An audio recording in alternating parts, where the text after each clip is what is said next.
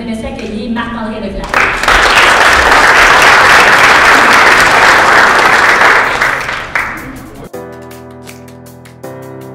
Bonjour tout le monde, bon début d'après-midi. Merci beaucoup Marilyn pour la présentation. Effectivement, je suis un fier bleuet du lac Saint-Jean. Je viens de Roberval, j'ai fait la traversée, comme Marilyn disait, à 6 reprises. Et pour moi, la traversée du lac Saint-Jean, c'était, je suis né là-dedans, mon père était vice-président de l'organisation. Pour moi, là, c'était la fin du monde. Et pour moi, la traversée, c'est ça qui a formé mon adolescence. Je suis allé à Buenos Aires, j'avais 19 ans, je savais quelques mots en espagnol et je suis allé faire la plus longue course, 88 km. Dans une rivière avec le courant, heureusement. Mais c'est quand même 12 heures de nage. Et ça m'a amené par la suite à nager dans la politique. Pendant 10 ans, j'étais sur la colline à Ottawa où j'ai eu la chance et le privilège de d'avoir de grandes responsabilités. Je me suis ramassé chef de cabinet adjoint à ce moment-là, en juin 2017. Et un an plus tard, environ en mai 2018, M. Scheer rentre dans mon bureau, là, j'étais chef de cabinet adjoint, il y avait un autre chef de cabinet, puis il dit « Marc-André, il dit « Je fais un changement, c'est toi. » Là, j'ai 35 ans, je me ramasse à gérer un caucus de 100 députés, dont le 3/4 ont le double de mon âge. Je gère 75 employés, un budget de 10 millions, puis en plus de ça, il faut que je gère la résidence officielle du chef de l'opposition, qu'on appelle Stornoway, puis il faut que je gère un chef, puis que je décide, ça va être quoi, quasiment les repas de la semaine prochaine, parce que M. Scheer avait une famille, beaucoup d'enfants.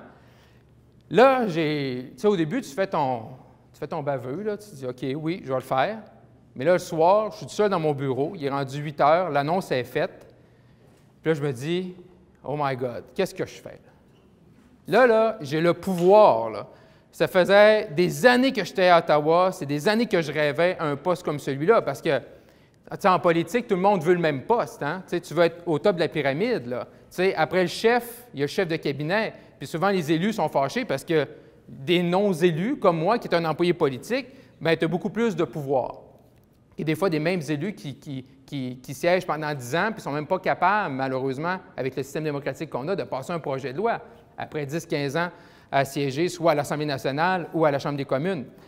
Fait que là, qu'est-ce que j'ai fait? J'ai pris l'organigramme, j'avais 75 employés à gérer. Et là, je ne sais pas s'il y a des gens qui ont le pouce vert, mais tu sais, là, il y a les formules là, tu sais, du 20-20-20, puis du 10-30-40, ou peu importe, là, pour l'engrais. Puis moi, dans mes années que je suis à Ottawa, je me disais tout le temps, il y a des gens en politique qui sont au bon endroit. Puis il y en a, là, tu te dis, qu'est-ce qu'ils font ici? Ils devraient aller ailleurs.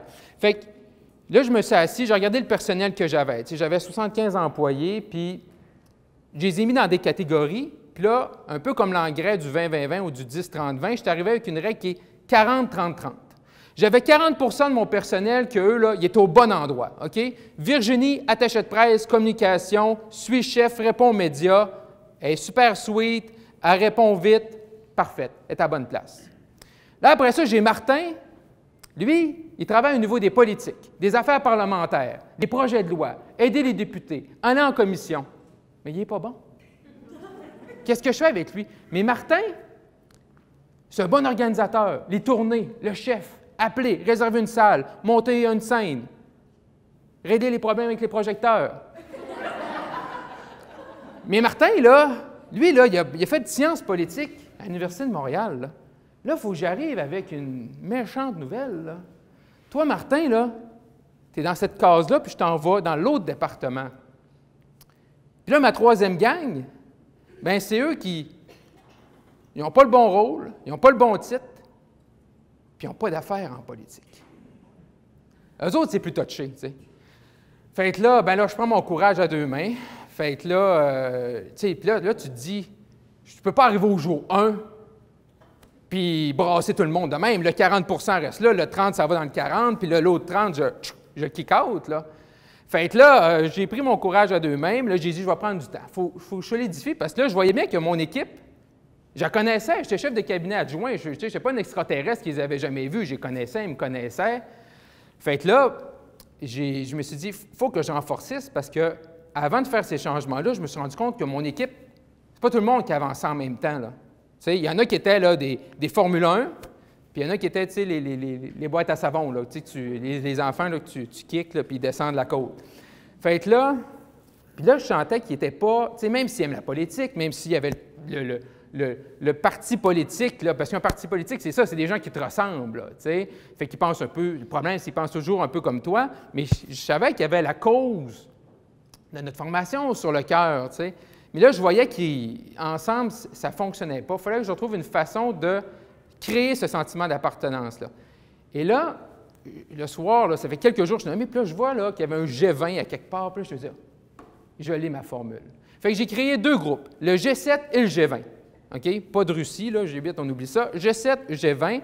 Et là, je me suis dit, je vais leur faire des clubs select pour qu'ils sentent tellement qu'ils sont importants. En fait, là, j'ai pris mes directeurs, je les ai mis dans le G7. J'ai pris mes directeurs puis mes gestionnaires, je les ai mis dans le G20. Et là, régulièrement, soit à chaque jour avec le G7 ou avec le G20, j'avais des rencontres, on avait des processus d'approbation. Mais là, tout le monde voulait faire partie du G7.